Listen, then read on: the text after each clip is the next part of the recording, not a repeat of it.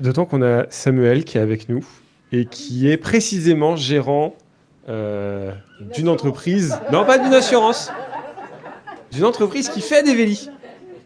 Et alors, je ne sais pas dans quelle mesure ça va faire écho à ce dont on a discuté. Initialement, c'était plutôt pour présenter Woodybus, je crois. Oui, c'est bien ça. Ah. Mais c'est pas toi qu'on a pris. Non, c'est pas bien ça. C'est pas bien. Non mais restaurant, ouais, je pense qu'on va prendre une discussion. Ça peut être intéressant, ouais. Ouais, parce qu'il y a un point que tu as abordé que j'ai. Ouais. Il y a un point que tu as abordé que j'ai trouvé intéressant, c'est que tu ne nous avais pas classé dans les vélis, mais dans les vélos collectifs. Je vais pas classer, hein. Non, mais tu as utilisé le terme de vélo collectif.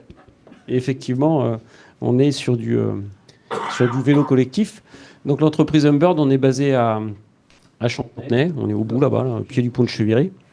Donc c'est des produits qui sont conçus et construits en France, à Nantes, avec un réseau de partenaires locaux. Ce que je voulais partager avec vous, moi, sur le contexte des mobilités rurales, c'est qu'on se rend compte que nous, le Woodybus, qui est le premier produit en fait qu'on a commercialisé pour du transport d'enfants, maintenant on a des véhicules pour transport d'adultes et transport de matériel. Mais ce qu'on constate, c'est que les endroits où il est développé, il y a tout type de communes. Et effectivement, on ne va pas dans la ruralité profonde sur le lieu-dit ou le petit hameau qui est en campagne, mais on reste quand même dans des cœurs de bourg de taille différentes. Il y a une collectivité, ils sont 200 et ils en ont 2. Voilà, parce que ça faisait partie d'un programme avec l'éducation nationale sur l'école du dehors, et donc c'était l'occasion pour eux de déplacer les enfants différemment.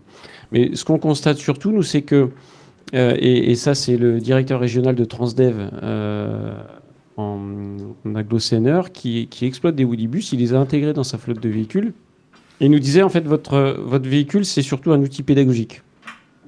Voilà, ça sert à déplacer des enfants, mais avant tout, c'est un outil pédagogique, parce que le constat, c'est qu'ils font des tournées de 3 semaines par groupe d'enfants, pour permettre à un maximum d'enfants de bénéficier du service. Et ils se rendent compte que quand les enfants ne prennent pas le Woodybus, ils prennent leur vélo. Il y a un maire d'une commune qui nous disait, j'ai rajouté des garages à vélo dans l'école depuis que le service a été mis en place. Donc on est vraiment sur ces notions de pédagogie. Et effectivement, alors moi j'ai eu la chance de vivre à la ville et à la campagne. J'ai grandi, moi je suis originaire de Rennes. Du lundi au vendredi, j'étais ZUP Sud, 8e étage. Et puis le week-end, j'étais chez les grands-parents à la ferme. Donc j'ai grandi dans ces deux mondes. Et oui, j'ai bien vu la différence sur la mobilité. Quand j'étais en campagne, j'étais bien content d'avoir ma 4L, alors que quand j'étais à Rennes, en fait, je m'en foutais de la 4L. Voilà. Donc j'ai un parcours d'ingénieur en mécanique. J'ai bossé 20 ans dans la menuiserie industrielle, dans une entreprise qui est basée au sud de Nantes, qui s'appelle CETI, qui est connue sous la marque BLM, menuiserie des portes d'entrée. Et donc j'ai appréhendé toute la partie industrielle pour faire en sorte justement que cette opportunité que j'ai eue de prendre la direction de Humbird, je puisse la transformer pour éviter que effectivement on associe à véli, bricole, enfin voilà, ou tout ce qu'il y a. Le sujet de sécurité dont tu parlais, c'est une évidence, et ça fait partie des premiers sujets sur lesquels je ne vais pas dire qu'on s'est frictionné avec Jean-François qui est le créateur, mais il y a des points sur lesquels je lui dis non, Jean-François, ça c'est pas acceptable. Je dis ok, toi t'arrives, t'as ton vélo mobile, il a un vélo couché, il arrive là. Je dis mais c'est comme moi, je fais du vélo depuis que je suis tout petit, j'ai fait des courses de vélo, tout. Enfin le vélo c'est pas un sujet, mais je dis mais tu ne peux pas imposer aux utilisateurs une austérité de ce type-là en se disant ok, nos véhicules ça doit être hyper frugal, bon sens paysan, enfin tout ça on applique tout. Hein. On déplace 9 personnes avec 250 watts, c'est génial. Mais pour autant, il y a des notions de sécurité perçues sur lesquelles on a besoin de travailler, et ça va faire partie du travail qu'on va faire sur la deuxième génération du véhicule. Parce qu'effectivement, même quand on est dans le véhicule, on n'a pas eu de retour d'utilisateurs qui témoignaient d'un sentiment d'insécurité quand ils étaient dans le véhicule. Pour autant, quand on est en pleine circulation, moi je considère qu'il y a des sujets sur lesquels on peut encore progresser pour rassurer à cet endroit-là. Donc les mobilités rurales, il y a des solutions. Juste pour info, on fabrique le 78e véhicule. On n'est plus dans l'expérimentation extrême défi. 35 communes en France sont équipées. On en a un qui est en circulation en Belgique. Enfin, voilà, donc on a On a démontré que le produit répondait à un besoin et on a tout un travail à faire maintenant sur le service et sur les usages, avec pour trajectoire le vélo collectif en libre service. Alors je ne sais pas dire quand est-ce que ce sera, si c'est dans 1 an, 2 ans, 3 ans, 5 ans. Enfin, c'est pareil, ça dépend de la maturité du marché. Je suis d'accord avec toi sur la bagnole, il y en aura toujours. Voilà. Alors après, elle sera électrique ou pas électrique, ça, je dirais peu importe. Si un jour on arrive à comprendre que le peu de pétrole qui nous reste, ce serait bien qu'on le flèche sur l'alimentation, qui est quand même un besoin primaire, ça me va bien. J'ai fait une petite parenthèse de maraîcher avant d'aller faire du véhicule léger intermédiaire. Voilà, donc c'est pas facile tous les jours. On est sur un produit innovant, on est sur des nouveaux usages, avec les contraintes économiques d'une entreprise, puisque à partir du moment où tu as commencé à commercialiser, à livrer, faut assurer derrière. Donc on est 8 aujourd'hui dans l'entreprise, plus 2 apprentis et 2 stagiaires, et je peux vous assurer qu'on s'éclate quand même. C'est pas toujours drôle. Il y a beaucoup de jours où on galère, mais en même temps, c'est des belles aventures. Je vais vous donner juste le témoignage d'une maman qui un jour nous dit « Ma fille ne voulait plus aller à l'école. Depuis que le Woodibus est arrivé dans la commune, elle prend plaisir à retourner à l'école. » Donc c'est toutes ces externalités positives aussi qu'il faut qu'on mette en avant, et on est les ambassadeurs de tout ça, de dire c'est bon pour la santé, ça crée du lien social, pour reprendre l'exemple de cette petite gamine. J'ai interrogé la maman pour comprendre quand même. Et elle m'expliquait que le fait que le chauffeur passe la prendre chez elle, qu'elle était la première, la deuxième ou la troisième dans la tournée, elle se retrouvait dans un petit groupe avec des enfants qu'elle connaissait, avec qui elle commençait à avoir un échange ou une discussion, une activité physique qui oxygène le cerveau, et elle se retrouve à l'école, elle arrive à l'école avec ses 7 camarades, elle rentre dans l'école, elle n'est pas toute seule. Là où avant, maman, pressée par le travail, dépose sa fille, hop, l'accompagne pas forcément dans la cour, sa fille arrive dans la cour, on sait comment c'est les cours d'école, c'est pas que fun. Et donc ça, c'est un exemple d'externalité positive. Et en fait, ce qui est génial, c'est qu'à partir du moment où les véhicules sont en circulation, c'est là qu'on découvre. Alors, nous, on n'est plus en expérimentation. On a passé tous les certificats, tous les papiers qu'il fallait, on a tout. Là, pardon ? Et la conduite devant, donc vous êtes en avance. Ouais. Donc la conduite devant, c'est... Ouais. Alors en fait, oui, j'avais pas vu qu'il y avait la photo. le Woodibus, c'est assez simple. C'est un véhicule en bois. Alors pourquoi en bois ? Il y a plusieurs raisons à ça. Première raison, de la légèreté. Deuxième raison, ressources renouvelables. C'est du pin des Landes qui est assemblé dans les Deux-Sèvres. Le véhicule, celui-ci là, qui fait le transport d'enfants, il pèse à peine 200 kg. À l'avant, le chauffeur a le moteur à assistance électrique. C'est un moteur qui vient de chez Valeo et qui est assemblé en France. Donc on a une puissance de 250 watts qui est installée au niveau du poste du chauffeur, qui transmet les roues avant. Et ensuite, les enfants apportent leur puissance aux roues arrière. Chaque rangée de sièges va entraîner sa roue arrière. Ce qui fait que quand on additionne les puissances développées par chacun, en fonction de l'âge du gamin, ça peut être 20 watts, 30 watts, 40 watts, 50 watts, au final, quand on additionne tout ça avec l'adulte qui lui peut développer 80 watts, les 250 watts du moteur, quand on additionne, on arrive assez facilement à du 800 watts. Voilà. Et la grosse différence qu'on peut avoir aussi par rapport à d'autres solutions proposées, c'est que dans cette quête qu'on a tous de l'énergie, on cherche tous de l'énergie, du solaire, de l'éolien, du nucléaire, du machin et tout ça, et je pense qu'il y a des moments où on est tellement con qu'on a oublié qu'on en avait là. Voilà. Et donc nous, c'est de se dire, on passe pas par des alternateurs qui vont aller charger des batteries, qui vont permettre de faire tourner un moteur, c'est bouge tes guiboles, comme on faisait quand on était gamin à la campagne, qu'on faisait 10 bornes à vélo, on n'en était pas malade, et voilà. Donc c'est dans ce sens-là aussi qu'il y a une dimension pédagogique. Le véhicule, il paraît simple, mais c'est justement parce qu'il est simple qu'il y a beaucoup d'ingénierie derrière. Et il y a eu un gros travail de fait par Jean-François. Jean-François, le créateur, pour la petite anecdote, avant, c'est un ingénieur en mécanique automobile qui a fait tout son parcours dans la moto de compétition. Il travaillait pour des grandes écuries. Et à la fin de sa carrière dans la moto, il avait mis au point une moto pour les 24 heures du Mans qu'il avait travaillé pour être la plus légère possible, pour s'arrêter le moins en stand et consommer le moins de carburant. Au final, ça n'intéressait personne, parce que quand il l'a présenté pour s'inscrire aux 24 heures, on lui a dit ok, tu peux t'inscrire, mais il faut laisser ta moto.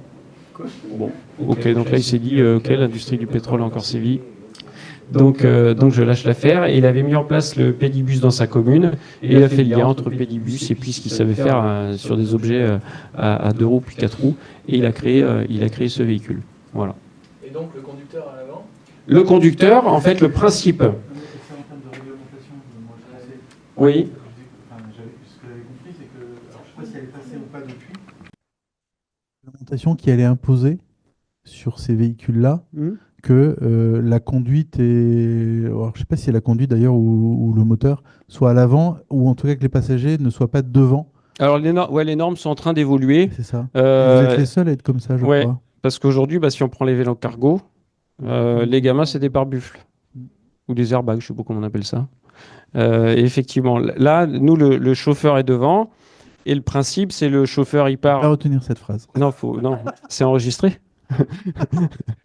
Le principe, le chauffeur prend son véhicule, démarre sa tournée, passe prendre un premier enfant, qui règle sa selle, qui monte, qui passe chercher son copain, sa copine, et ainsi de suite. Et ils font une tournée qui peut aller entre 3 et 5 km.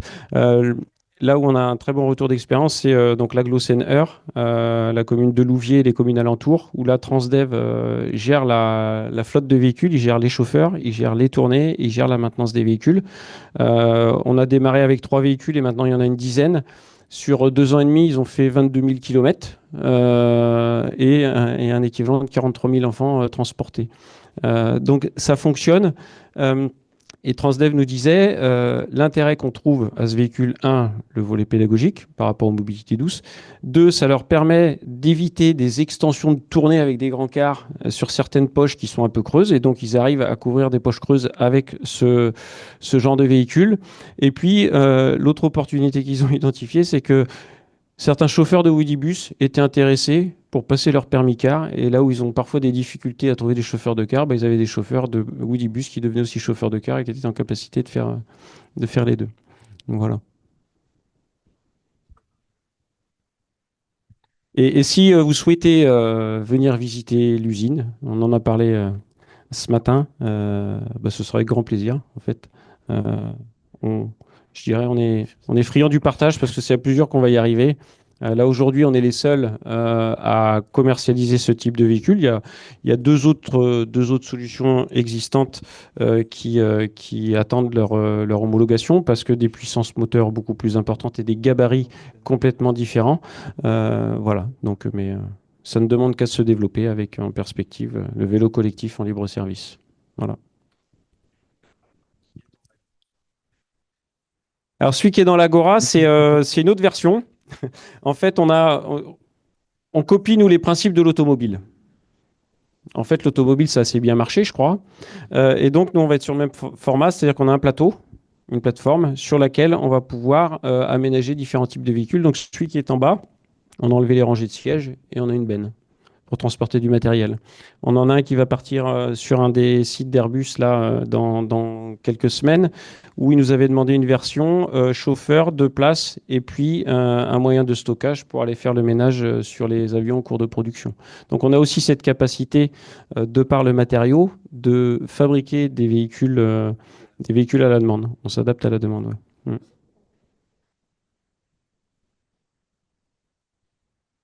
On est en train de travailler sur cette version-là.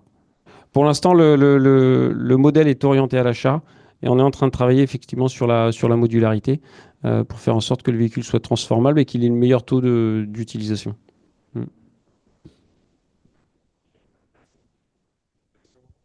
Avec plaisir. Des questions, non? Ah bah Ouais. si.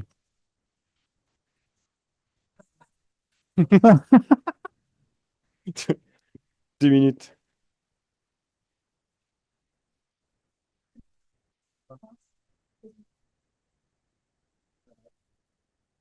J'avais une question slash remarque, mais qui me fait penser sur des travaux de recherche de chercheurs qui s'appelle Mehdi Moussaïd, qui travaille pas mal sur les foules, les comportements, comment se diffusent les informations et tout ça. Fouloscopie, exactement.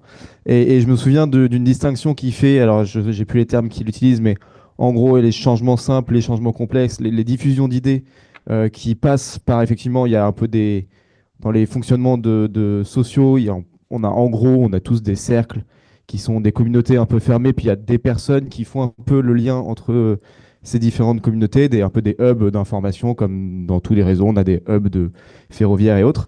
Et les informations, elles circulent beaucoup par ces hubs et se diffusent. Et donc, typiquement, que ce soit sur de la diffusion commerciale, de la diffusion d'idées, etc., c'est important de passer par ces centralités-là qui vont derrière diffuser dans différentes communautés. Par contre, à l'inverse, les changements de comportement, ils passent pas du tout par ces hubs-là. C'est plutôt l'individu qui est plus ou moins, qui a plus ou moins de facilité au changement. Et c'est plutôt où on adopte un nouveau comportement à partir du moment où il y a un certain nombre de personnes dans notre entourage qui adoptent ce nouveau comportement. Et du coup, la question slash remarque qui me vient, c'est vraiment en réaction à une de tes interventions, c'est que peut-être que pour développer, peu importe la mobilité qu'on veut, il faut peut-être pas tant compter sur Taylor Swift, mais il faut peut-être plus compter sur son voisin. Et c'est quand on verra son voisin se mettre sur un vélo ou faire du covoiturage ou autre, qu'on se dira, bah tiens, c'est intéressant ce que tu fais, je vais m'y mettre moi aussi. Et de proche en proche, le changement de comportement se fait beaucoup plus comme ça que par une star qu'on imagine, quoi. Je suis d'accord et ça me fait penser, mais on a une demi-heure encore du coup. Euh, alors, je suis d'accord. Euh, Mehdi, là, sur Philosophy, son dernier post, c'est sur les biais cognitifs. Et il explique comment les biais cognitifs se mettent en place dans notre cerveau et comment ils nous conditionnent. Euh, Hier, j'étais à Bar-le-Duc et on lançait, pour le coup, une prestation qu'on accompagne le département sur un lab d'innovation sur les mobilités. Et il y a Aurélien Bigot qui intervenait sur le kick-off du lab et qui a parlé. Bon, il a une présentation super chiadée qui est top.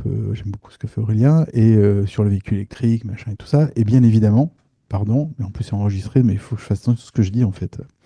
Il y a un grincheux qui arrive, oui, mais le véhicule électrique, vous comprenez, les batteries, ça se recycle mal, nana, c'est pas si bien que ça et tout. Et Aurélien a eu, je trouve, une remarque, mais de bon sens. On dit, mais est-ce que vous challengez que le pétrole, il se recycle ou pas? Et là, ben, il a mis tout le monde d'accord. Enfin, je sais pas, en tout cas, le monsieur qui avait fait sa remarque, moi, je trouve que là, il a été, mais voilà. Pourquoi est-ce que on vient chercher des noises sur le recyclage des batteries, de l'électricité, du machin et tout ça, et que ça fait 100 ans qu'on fait pas mieux et qu'on fera pas mieux avec le pétrole. Donc on peut toujours aller chercher des ah oui, mais ça serait mieux que machin. Et voilà. Donc on se trouve des freins et on a ce biais cognitif. Voilà. Dans les biais cognitifs, je suis sûr que là je vais vous donner deux chiffres. Vous allez dire mais c'est pas possible. Le covoiturage. Le covoiturage en France, qui est la panacée, hein. C'est un truc génial. On a fait x2 plan national du gouvernement et tout ça et tout. Ok. Alors on parle de quoi pour de vrai là quand on dit ça? Je sais pas si vous avez des ordres de grandeur. Je sais pas ce que vous voulez. Bon, ben moi je vais vous le dire. En 2023, c'est des chiffres de 2023 qui viennent du forum Vie Mobile, think tank, machin, machin, peu importe. C'est 0,5% des déplacements, tout mode confondu. 0,5% des déplacements. Nombre de déplacements par modal. Par modal. 0,5% de tout déplacement confondu. Attends, mais je vais aller plus loin, mais je vais répondre à ta question. Et dans ces 0,5% de ce que représente le covoiturage sur les déplacements, enfin, on pourra regarder sur le site exactement ce que tu veux, combien est-ce qu'il y en a qui sont faits par des plateformes de covoiturage? Énormément. Et ouais, 3%. 3% des 0,5, c'est du blabla, compagnie et machin. Alors qu'on entend parler que de ça, que toutes les aides, elles vont que vers là. Et je vais encore plus loin. Donc 0,5%, c'est du covoiturage. Dans ces 0,5%, 3%, c'est de la plateforme.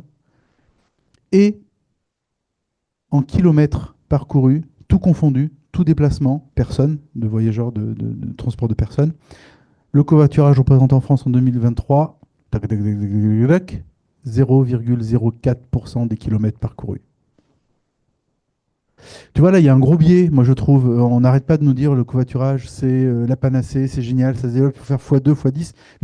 Mais même si on faisait x1000, 0,04%. Je dis pas qu'il faut pas le faire, hein. Attention, c'est pas ça mon propos. Je dis juste que on a des biais qui nous sont mis dans la tête, et je pense, et moi le premier, depuis que j'ai découvert ces chiffres l'an dernier, je l'ai dit, mais à chaque fois on me dit mais non, c'est pas vrai. Vous allez voir, vous tapez covoiturage forme des vies mobiles, vous aurez toute l'étude et une étude académique. Les chiffres sont de 2023 parce que c'est issu des enquêtes ménage déplacement, machin. Donc, je n'ai pas des chiffres récents, mais voilà. Je peux vous en faire plein des comme ça. Non, mais je vais pas là. Si, tout à l'heure, non, mais tout à l'heure, je voulais le dire quand même. Quelqu'un a dit les trajets de plus de dans l'année, pourquoi est-ce qu'on fait des véhicules pour aller plus loin? Ça, c'est Aurélien Bigot d'hier, donc c'est pour ça que j'ai dans la tête, hein. Alors, c'est une moyenne, on peut dire ce qu'on veut des moyennes, mais en moyenne, on fait 8 trajets par an de plus de 80 km. En moyenne, mais ça marche en Mayenne. Et ça marche en Mayenne et à Mayenne. Non, mais voilà, mais donc en moyenne, mais donc ça veut dire qu'il y en a qui font beaucoup plus, d'autres qui font beaucoup moins, mais les Français font seulement 8 trajets par an de plus de 80 km. Ah, je sais pas, c'est Aurélien Bigot. Si c'est Aurélien. C'est une moyenne. Non, mais voilà, mais quand même, enfin, ça dit quelque chose. Ça dit quelque chose. Donc, est-ce qu'il faut qu'on dimensionne nos autonomies de batterie sur 500 bornes et qu'on dit, ah ouais, mais 500 bornes, c'est pas assez. Mais 500 bornes, c'est la Mecque. Mais c'est tout le sujet autour de la techno et de la frugalité. Le technosolutionnisme. Performance et robustesse. Voilà, on y c'est va ça, exactement. Je voulais revenir sur Taylor Swift, moi.